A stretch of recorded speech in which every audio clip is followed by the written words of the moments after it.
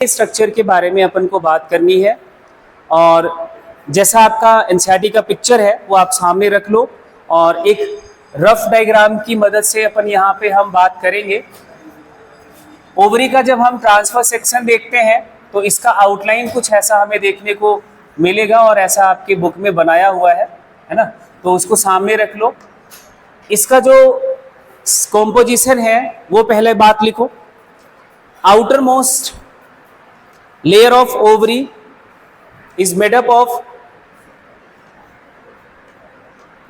germinal epithelium। ये किससे बना हुआ है? Germinal epithelium. अब जर्मिनल एपिथीलियम का नाम आपको और याद हो जाना चाहिए, सेमिनिफेरस ट्यूब्यूल में भी आपने ये वर्ड सुना हुआ था। एक्चुअली ये कैसी सेल्स हैं? क्यूबॉइडल एपिथेलियल सेल्स होती हैं। क्यों इनको जर्मिनल एपिथेलियम कहा जाता है? क्योंकि जर्म सेल्स का फॉर्मेशन इन्हीं सेल्स से होता है। और जर्मिनल एपिथेलियम की जो सेल्स हैं ये सेल्स कैसी होती हैं? डिप्लॉइड होती हैं। इन्हीं से जर्म सेल का फॉर्मेशन होगा, इसलिए इनको हम क्या बोल देते हैं? Germinal epithelium. पहली बात, इसके अंदर ये तो आउटर एक लेयर है क्यूबॉइडल एपिथेलियम की, जिसको हमने क्या नाम दे दिया? Germinal epithelium. इसके अंदर जो सेल्स हैं उनका नेचर लिखो। Inner cells called tunica albuginea. Inner cells को क्या बोलते हैं?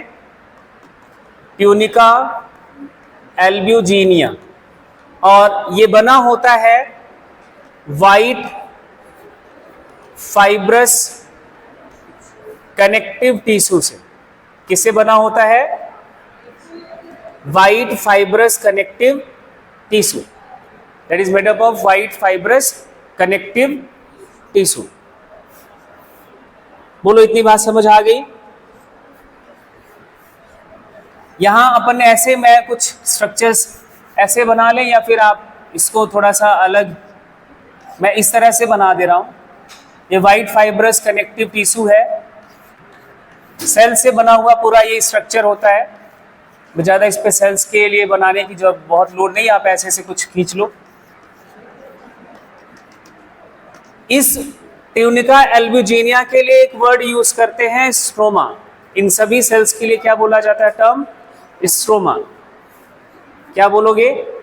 जर्मिनल एपिथेलियम के नीचे की जो सेल्स हैं उनका नाम रखा tunica albuginea, and that is अगर टिश्यू के लेवल पे बात करें तो वो क्या है? वाइट फाइब्रस कनेक्टिव टिश्यू से बना है। उसका दूसरा नाम क्या बोलोगे? स्ट्रोमा। क्या बोलोगे? स्ट्रोमा। इस स्ट्रोमा को दो रीजन में डिवाइड करा जाता है। दो रीजन में डिवाइड करा जाता है। जैसे मैं यहाँ पे एक ऐसे लाइन खींच रहा हूं, ऐसे देखो, ये जो इस सर्कल के बाहर है ये ऐसा फिक्स नहीं है, इमेजिनरी रीजन होते हैं कि आउटर रीजन और इनर रीजन। अब ये जो वाइट फाइब्रस कनेक्टिव टिश्यू का ये बाहर वाला रीजन है, इसको बोला जाता है कॉर्टेक्स। क्या है? कॉर्टेक्स। और ये जो इनर टिश्यू से बना हुआ स्ट्रक्चर है, इसके लिए वर्ड यूज करते हैं मेडुला। इतनी बात समझ आ गई?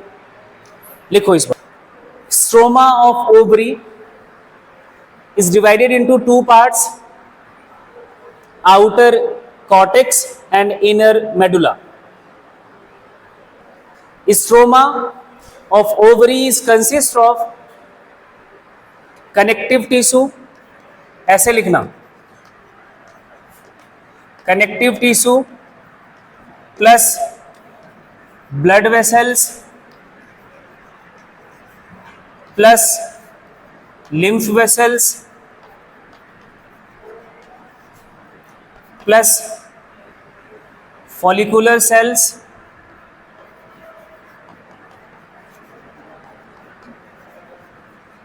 प्लस लिख लो आप इसमें, हाँ बस इतना लिख लो। ये इनका कॉम्पोजिशन। अब आपके लिए एक वर्ड नया है जो थोड़ा सा सोचने के लिए आपको परेशान कर सकता है, ये फॉलिकुलर सेल्स। यही एक थोड़ा सा नया वर्ड लग रहा है, कनेक्टिव टिश्यू से बना ही है, वाइट फाइब्रस कनेक्टिव टिश्यू इनका कंपोजिशन ही है। ब्लड वेसल की सप्लाई होती है जो इसको न्यूट्रिएंट, हार्मोन इन सब का सप्लाई करता है। लिम्फ वेसल्स होएगा ही जब ब्लड वेसल्स है, ठीक है। उसके बाद फॉलिकुलर सेल्स क्या है ये आपको समझना है। जो स्ट्रोमा को दो रीजन में डिवाइड करा जाता है, कॉर्टेक्स और मेडुला। ये जो इस फॉलिकुलर सेल्स हैं ये इस कॉर्टेक्स की सेल्स होती हैं। किसकी सेल्स होती हैं? कॉर्टेक्स की सेल्स होती हैं। अब ध्यान से सुनना मैं जो बोल रहा हूं। ये जो जर्मिनल एपिथेलियम है यही माइटोसिस से डिवाइड करेगी और अपना नंबर बढ़ाएगी। मल्टीप्लिकेशन में कौन जाएगा? Germinal epithelium. एंड क्या बनाएगा? ओवोगोनिया बना लेगा। क्या बना लेगा? ओवोगोनिया। मैं इसे यहाँ पे 4 ओवोगोनिया बना दिया। एक जर्मिनल एपिथेलियम डिवाइड करा एक बार माइटोसिस से, तो एक बार नहीं 2 बार माइटोसिस से डिवाइड करेगा तो 4 ओवोगोनिया बन जाएगा। अब ये जो ओवोगोनिया बनता है, इस ओवोगोनिया को इस कॉर्टेक्स की सेल इसको सराउंड करके, घेर के स्ट्रक्चर्स के फॉर्म में कन्वर्ट होने लगती है। एक्चुअली इस ओवोगोनिया से सेकेंडरी ओवोसाइट तक का फॉर्मेशन में कॉर्टेक्स की सेल उसको घेरती हैं, कवर करती हैं, उसके चारों तरफ क्या बनाती हैं? कवरिंग्स बनाती हैं।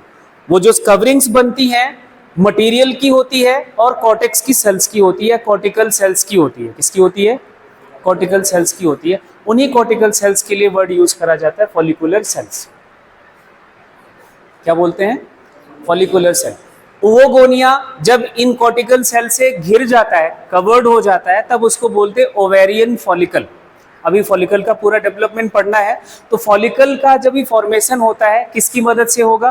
मींस एक तो मियोसिस इसमें चलता रहेगा। ऐसे ओवोगोनिया है तो मियोसिस फर्स्ट से डिवाइड करेगा, मियोसिस सेकंड से डिवाइड करेगा, है ना। तो उसके चारों तरफ का भी लेयर का भी अलग अलग डेवलपमेंटल स्टेजेस हैं, वो डेवलप होता है। एक उनके चारों तरफ कवरिंग बनती है कई लेयर्स की, उन लेयर्स को ही बोला जाता है। वो जो लेयर्स बनी होती हैं वो बनी होती है कॉर्टिकल सेल से, और वो जो पूरा स्ट्रक्चर होता है उसको बोलते हैं ओवेरियन फॉलिकल।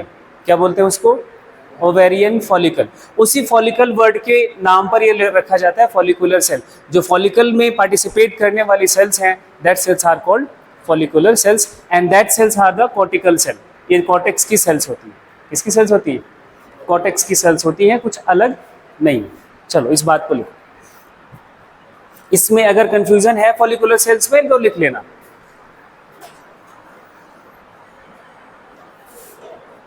नेक्स्ट पॉइंट लिखो, numerous ओवोगोनिया, numerous oogonia are found in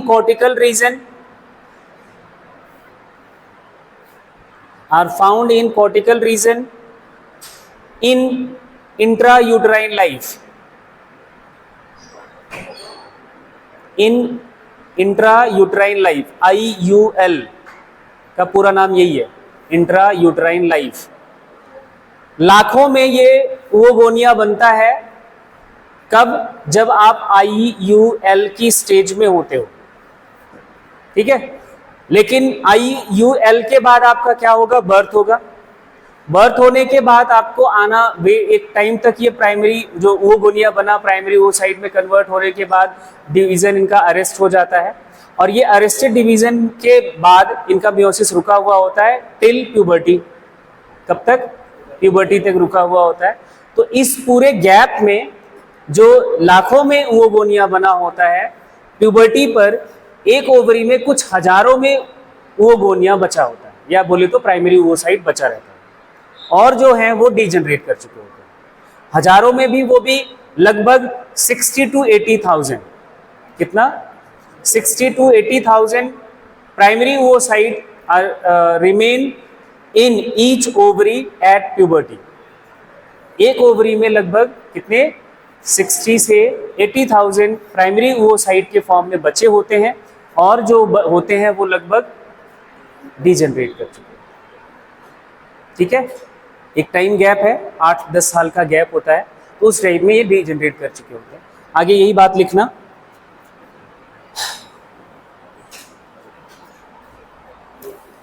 and thousands of follicles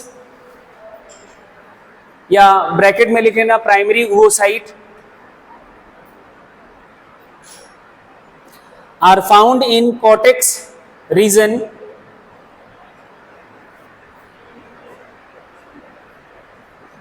thousands of primary oocyte are found in cortex at puberty.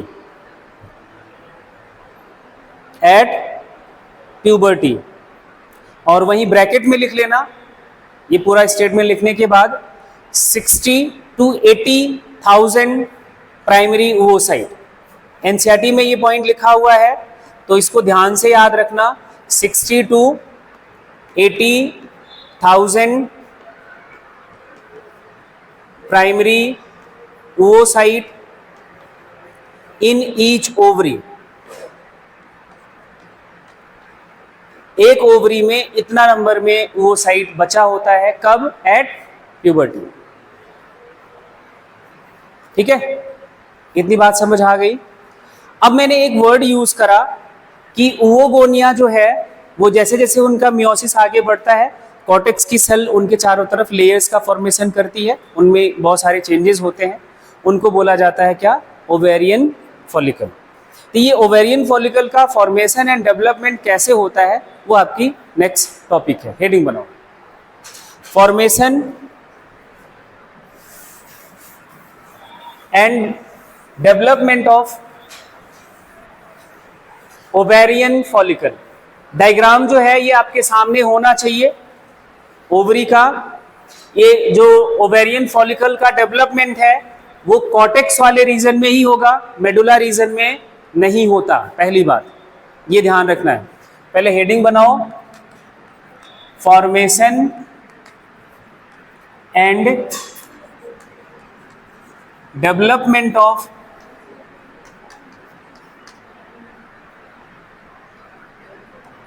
Ovarian follicle.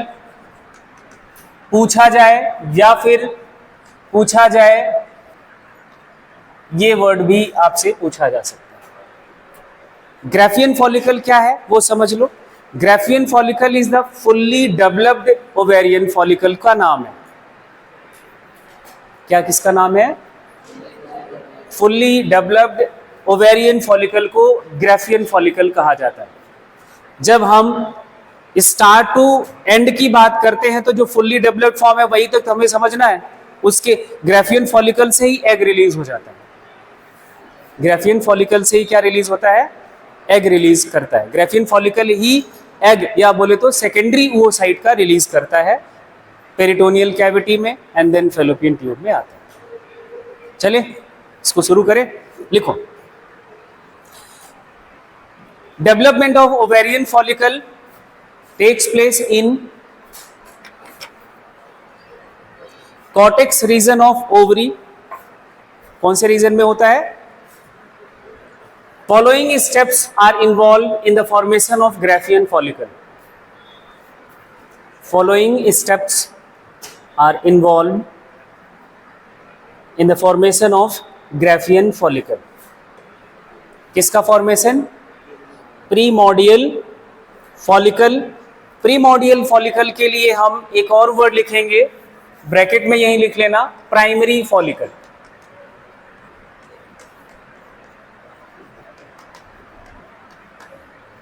इसमें क्या होता है? पॉइंट पहले लिखना.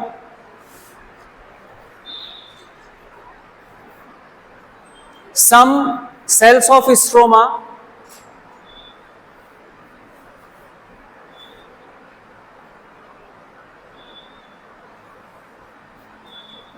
some cells of stroma surrounds the primary oocyte. Primary oocyte. These cells of stroma, जो sales primary oocyte को surround करती हैं, उनके लिए बात लिखो. These cells of stroma या cortex लिख सकते हो. Initially flattened in shape and finally become columnar. initially flattened in shape and finally become columnar.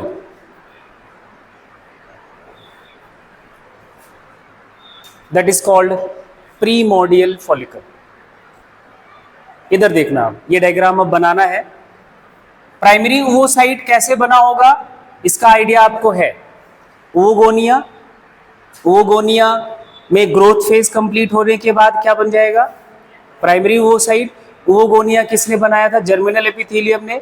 Germinal epithelium से ओवोगोनिया बनने के बाद वो अपना ग्रोथ करेगा. साइज हमने सेल का बड़ा बना लिया, दैट इज द प्राइमरी ओवोसाइट. बात समझ आ गई? अब ये प्राइमरी ओवोसाइट को कॉर्टेक्स की सेल, किसकी सेल? कॉर्टेक्स की सेल, फ्लैटेंड सेल्स सराउंड कर लेती हैं, घेर लेती हैं. घेरना तो समझते होगे, ठीक है? जिसका शेप इनिशियली कैसा होता है? फ्लैटेंड. ये फ्लैटेंड कॉर्टिकल सेल्स हैं, फ्लैटेंड कॉर्टिकल सेल्स, ठीक है? अब ये कुछ टाइम के बाद प्राइमरी ओवोसाइट को ही, जो ये फ्लैटेंड कॉर्टिकल सेल्स है, इनका शेप कॉलमनर हो जाता है. कैसा हो जाता है? कॉलमनर होके इसको सराउंड करती है. किसका शेप चेंज हुआ? कॉर्टिकल सेल का शेप चेंज हुआ है. और अभी है जो इसके, जिसको सराउंड कर रही है, वो है प्राइमरी ओवोसाइट ही. क्या है वो? प्राइमरी ओवोसाइट ही. बस उनका जो सराउंड करने का सेल का शेप था वो बस चेंज हो गया, और इसको तब बोल दिया जाएगा primordial follicle.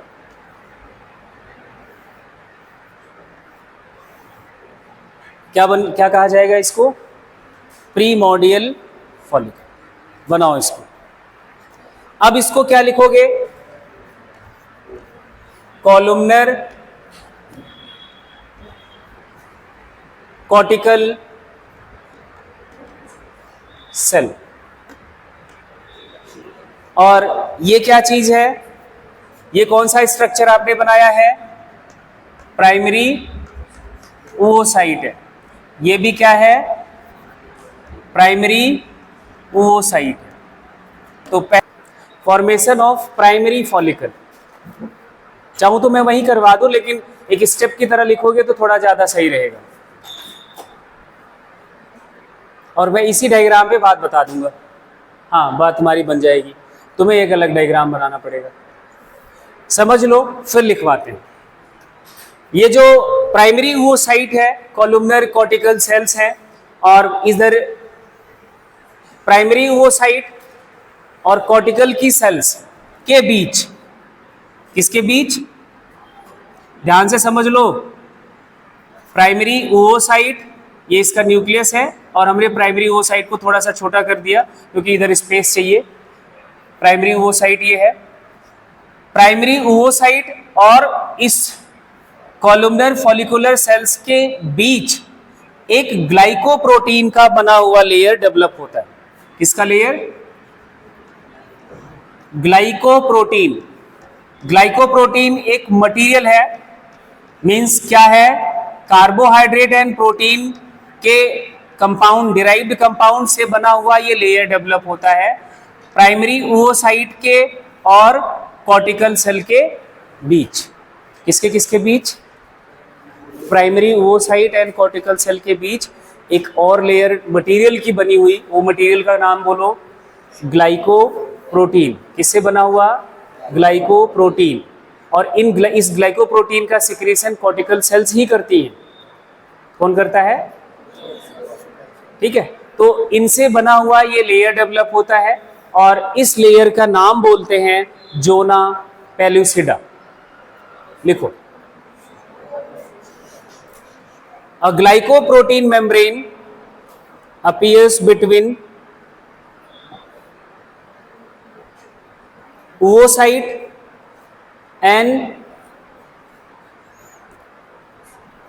follicular cells called called zona pellucida. इस लेयर को क्या बोलेंगे? जोना पेल्यूसिडा। पहला चेंज समझ आ गया। दूसरा चेंज समझो। दूसरा चेंज ये होता है, ये जो फॉलिकुलर सेल्स हैं, कौन सी सेल्स हैं? जो प्रीमोडियल फॉलिकल की फॉलिकुलर सेल्स होती हैं, ये डिवाइड करके कई सेल की लेयर बनाती हैं, कई सेल की लेयर बनाती हैं। जैसे ये आपका जोना पेल्यूसिडा है, ये प्राइमरी वो साइट है। ये फॉलिकुलर सेल्स डिवाइड करके अब इनका शेप लगभग ओवल सा हो जाता है। जैसे मैंने यहाँ पे 2 सेल की लेयर बना रहा हूं मैं, ऐसे आप 3 का भी बना सकते हो।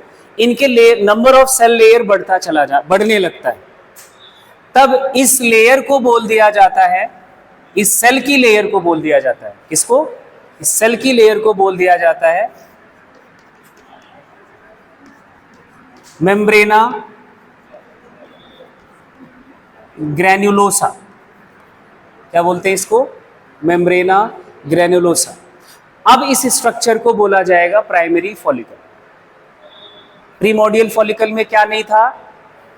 जोना पेल्यूसिडा नहीं होता और ये मेम्ब्रेना ग्रैन्युलोसा जैसा लेयर नहीं होता। ये दोनों चेंजेस होने के बाद प्रीमोडियल फॉलिकल को बोल दिया जाएगा क्या? Primary follicle. दूसरी बात ये लिखो, लेयर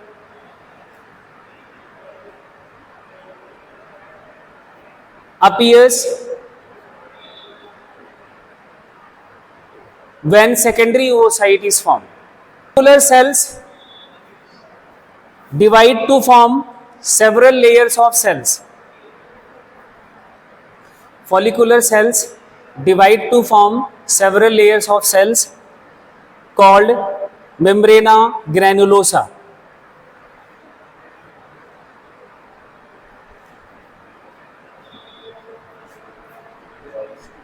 Membrana granulosa.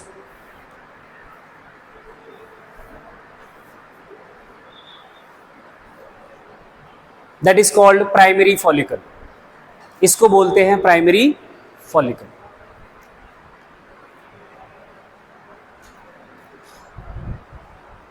एक नोट करके पॉइंट लिखो, at puberty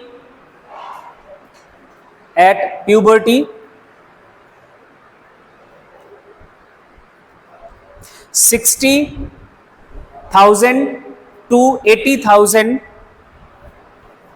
primary follicles are left in each ovary. 60,000 to 80,000 primary follicles are left in each ovary. 60,000 to 80,000 primary follicles are left in each ovary. अब दोनों diagram बना लो। पहले बनाओ primordial follicle और arrow लगा के ये वाला डायग्राम बना लो, ये जिसमें आपको जोना पेल्यूसिडा दिखा लेना है और ये मेम्ब्रेना ग्रैनुलोसा दिखा देना है। और इसका नाम क्या लिख दोगे? Primary follicle. Formation of secondary follicle. और सेकेंडरी फॉलिकल में कुछ बातें और चेंज हो जाती हैं। प्राइमरी फॉलिकल की बात याद होनी चाहिए। थर्ड स्टेप लिखो, फॉर्मेशन ऑफ सेकेंडरी फॉलिकल। अब इधर देखना, प्राइमरी फॉलिकल को अपन डायग्रामेटिकली बनाएंगे सेल से, या हम सेलुलर थोड़ा सा बना लेते हैं। प्राइमरी फॉलिकल में क्या देखा? oocyte है, क्या है? oocyte है। oocyte के बाहर क्या है? जोना पेल्यूसिडा है। जोना पेल्यूसिडा के बाद क्या है? मेम्ब्रेना ग्रैनुलोसा है। क्या है? मेम्ब्रेना ग्रैनुलोसा। इस मेम्ब्रेना ग्रैनुलोसा के बाहर, रुक के जाना, इसको पूरा करके फिर जाएंगे। मेम्ब्रेना ग्रेनुलोसा के बाहर कॉर्टेक्स की सेल ही, और इसके साथ साथ ये जो मेम्ब्रेना ग्रेनुलोसा की लेयर का थिकनेस है वो भी बढ़ रहा होता है, वो मैं आगे बनाऊंगा। इस मेम्ब्रेना ग्रेनुलोसा के बाहर फिर से यहां पे देखो मैं बना रहा हूं क्या, ओवोसाइट, ओवोसाइट के बाद क्या है, जोना पेलुसिडा, जोना पेलुसिडा के बाद आपका ये क्या हो गया, मेम्ब्रेना ग्रेनुलोसा, ऐसे आप बना लोगे मेम्ब्रेना ग्रेनुलोसा। ये कई सेल की इनकी थिकनेस बढ़ जाती है, जैसे यहाँ पे 2 सेल थिक करा है तो यहाँ पे 3 बना लेना, 4 बना लेना, आपको थिकनेस बढ़ा के दिखाना होगा, ठीक है। तो ये एक तो सेल का लेयर बढ़ जाता है। अब चेंज क्या होता है वो सुनो, इस मेम्ब्रेना ग्रेनुलोसा के बाहर कॉर्टेक्स की सेल, जो क्योंकि ये डेवलपमेंट कहां चल रहा है, ओवरी में कहां चल रहा होगा, कॉर्टेक्स वाले रीजन में चल रहा होता है। इस मेम्ब्रेना ग्रेनुलोसा के ऊपर कॉर्टिकल सेल, कौन सी सेल, कॉर्टिकल सेल, एक उनकी कॉर्टिकल सेल्स की एक कंडेंस्ड लेयर बन जाती है। कंडेंस सेल्स का बहुत कंडेंस कॉम्पैक्शन अरेंज होता है इस किसके बाहर, मेम्ब्रेना ग्रेनुलोसा के बाहर। ये मैं इसको डॉट्स ऐसे दिखा रहा हूं, ये सेल की बनी हुई एक लेयर होती है, इसको बोल दिया जाता है थीका इंटरना। जो पहले बनती है इसको बोल देते हैं क्या, थीका इंटरना। ये थीका इंटरना किससे बनी है, ये कॉम्पैक्ट कॉर्टिकल सेल्स हैं। कौन है, कॉम्पैक्ट कॉर्टिकल सेल्स हैं, और बड़ा इंपॉर्टेंट है थीका इंटरना। इसके बाहर एक और लेयर बनती है, वो फाइब्रस टिश्यू से बनता है, क्योंकि ओवरी का जो अंदर का कंपोजिशन है कनेक्टिव टिश्यू से ही बना है, व्हाइट फाइब्रस कनेक्टिव टिश्यू से बना है। इसके बाहर एक और लेयर फाइब्रस टिश्यू से डेवलप होती है, इसका नाम दिया जाता है थीका एक्सटर्ना। क्या नाम देते हैं, theca externa.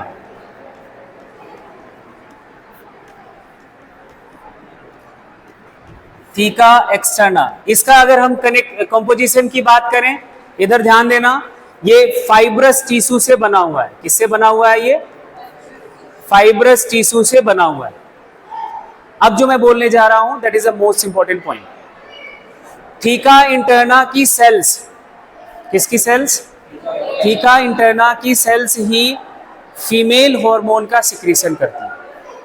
Theca cells of theca interna secretes oestrogen, या फिर इसी का नाम आपने पढ़ा होगा एस्ट्रोजन।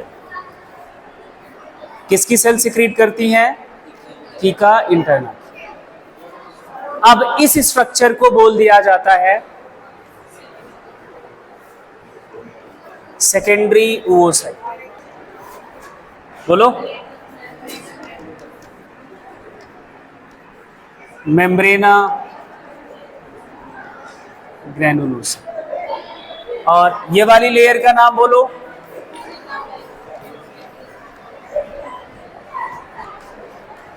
ये आपको पता है ओवोसाइट।